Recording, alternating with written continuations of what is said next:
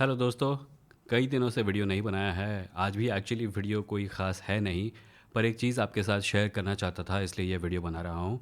और मुझे लगता है ये ज़रूरी है आप सबके लिए भी जानना, क्योंकि अक्सर हम लोग जब कैपिटलिज्म वगैरह के बारे में बात करते हैं तो हम लोग थियरी में ही रह जाते हैं और उसके प्रैक्टिकल इम्प्लिकेशंस तक पहुँच नहीं पाते।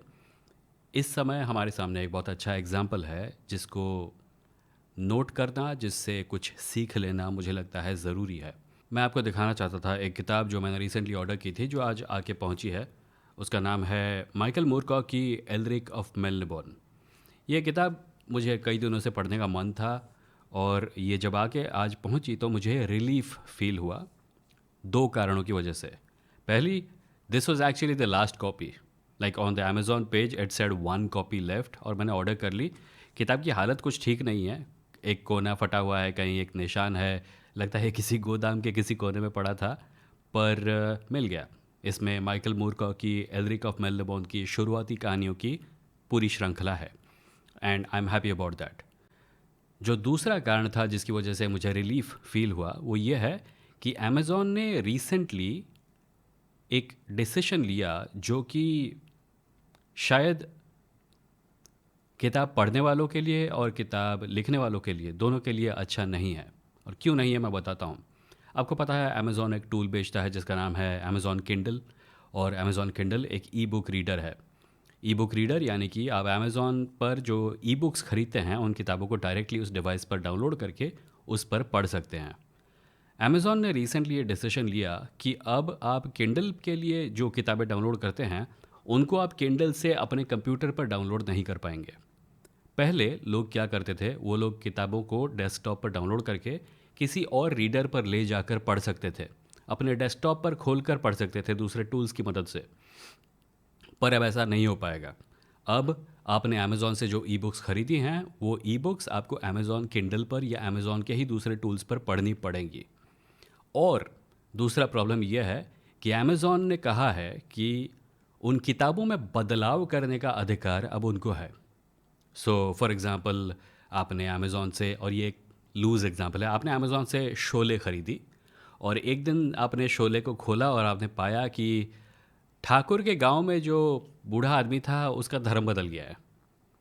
और आपने पूछा ये कैसे हुआ, और अमेज़ॉन ने कोई जवाब नहीं दिया, जबकि जवाब आपको पता चलेगा बाद में कि सरकार ने कहा कि उनको ऐसा चाहिए था। ये अब अमेज़ॉन कर सकता है। अमेज़ॉन किताबों के कंटेंट में ही नहीं, किताबों के कवर्स भी बदलता है। आपने एक किताब खरीदी और उस किताब पर बेस्ड अब एक फ़िल्म आ रही है। उस फिल्म स्टूडियो ने अमेज़ॉन को मैसेज भेजा कि हमें इस फिल्म को प्रमोट करना है। अमेज़ॉन ने ई बुक की कवर को बदल दिया। Now I don't know how many of you obsess over this, but I am really particular about book covers. मैं किताबों को अक्सर, अगर मेरे पास किसी किताब को ख़रीदने का मन है और मेरे पास 3-4 ऑप्शन हैं, तो मैं काफ़ी सेंसिबली चूज़ करता हूँ कि कौन सा कवर मैं सच में दिखाना चाहूँगा अपने बुक शेल्फ पर। ये मेरे लिए काफ़ी मैटर करता है। आई डोंट जज the book by its cover, but after I have decided to buy a book, I do take some time to decide which cover I like best. So Amazon Kindle पर जो किताबें अब तक download करते थे वो system अब चला गया है। अब अमेज़ॉन इसे बुक स्ट्रीमिंग कह रहा है। जैसे मूवीज़ और सीरीज़ की स्ट्रीमिंग होती है, वैसे ही बुक स्ट्रीमिंग होगी। आप किंडल से अमेज़ॉन को पैसे देकर एक ई बुक खरीदेंगे और आप उसको किंडल पर पढ़ेंगे, पर अमेज़ॉन को पूरा अधिकार है उस किताब के अंदर बदलाव करने का, उस किताब के कवर्स को बदलने का, और कभी कभी उस किताब को गायब कर देने का। बावजूद इसके कि आपने उस किताब को पैसे देकर ख़रीदा है, Amazon reserves the right to remove that book from your Kindle. This is like, आप एक किताब की दुकान पे गए, आपने एक किताब खरीद के लाए और उसको अपने घर पे रखा अपने बुक शेल्फ पर। एक दिन बुक शॉप वाला आपके घर आता है और कहता है वो किताब मैं वापस ले रहा हूँ। फिर आप कहेंगे मैंने तो इसके लिए पैसे दिए थे, और बुक शॉप वाला कहता है नहीं, पर तुमने जो कॉन्ट्रैक्ट साइन किया था उसमें लिखा था कि तुम इसके ओनर नहीं हो। ओनर अब भी मैं ही हूँ, तुमने ये किताब मुझसे किराए पे ली थी। मुझे नहीं पता आपको इस बारे में क्या लगता है, मुझे ये सिस्टम काफ़ी उल्टा लगता है, क्योंकि जब मैं किसी चीज़ को ख़रीदता हूँ तो मैं चाहता हूँ कि वो मेरी हो। अगर मैंने इस किताब को ख़रीदा है तो मैं चाहूँगा कि ये मेरी किताब है, इसके साथ मैं जो चाहे कर सकता हूँ। अगर मैं चाहूँ तो इसको काट के इसके टुकड़े टुकड़े कर सकता हूँ। मैं नहीं करूँगा, वो अलग बात है, but this is my book because I paid for it.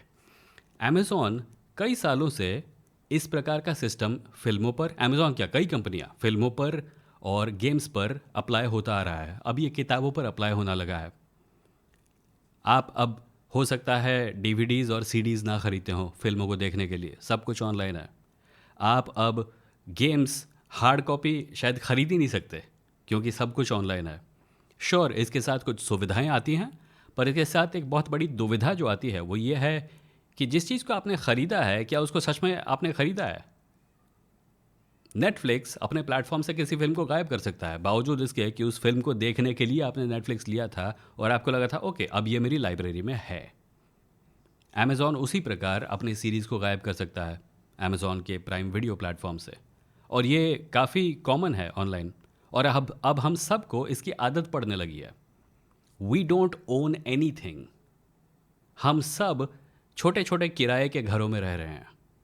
और इसीलिए मुझे ये माइकल मूरकॉ की किताब एल्रिक ऑफ मेलेबॉन काफ़ी वैल्यूबल लग रही है इस समय जब मैं इसको हाथ में पकड़ के बैठा हूँ। सिर्फ इसलिए नहीं क्योंकि इस किताब में जो वैल्यू है वो मेरे लिए इम्पॉर्टेंट है, पर इसलिए भी क्योंकि अगर ये किताब मैं एक ई बुक के रूप में डाउनलोड करता अमेज़ॉन से तो ये मेरी नहीं होती। और हो सकता है एक दिन सुबह सुबह मैं इस किताब को खोलता और मैं देखता कि किसी कैरेक्टर का नाम बदल गया है, या किसी कैरेक्टर का धर्म बदल गया है, या किसी जगह का नाम बदल गया है, और मैं उस बारे में कुछ नहीं कर पाता। आई थिंक ये एक ज़रूरी चीज़ है जिसके बारे में अक्सर हम बात नहीं करते, पर बड़ी कंपनियों का हमारी निजी पर्सनल लाइफ्स पे जो इम्पैक्ट पड़ता है वो धीरे धीरे बढ़ता जा रहा है, और शायद अब एक ऐसे स्तर तक पहुंच चुका है जहां से लौटकर वापस जाना इम्पॉसिबल है, अनलेस हम अपनी तरफ से इनिशिएटिव दिखाएं। मेरी रिक्वेस्ट आपसे होगी कि जहां तक हो सके हार्ड कॉपीज़ खरीदिए, पेपर बुक्स खरीदिए। ई बुक्स में कोई प्रॉब्लम नहीं है अगर आप ई बुक्स को किसी ऐसे प्लेटफॉर्म से ख़रीद रहे हैं जहां से आप उसको अपनी मन मर्जी की डिवाइस पे पढ़ सकते हैं। ऐसी ऐप्स हैं, ई बुक रीडिंग ऐप्स हैं जिनको आप अपने फ़ोन पर इंस्टॉल कर सकते हैं और उन पर ई बुक्स को पढ़ सकते हैं। कई online publishers, science fiction, fantasy magazines included, अपनी ई बुक्स के ईपब वर्जन्स अपनी वेबसाइट पर डायरेक्टली डाउनलोड के लिए देते हैं।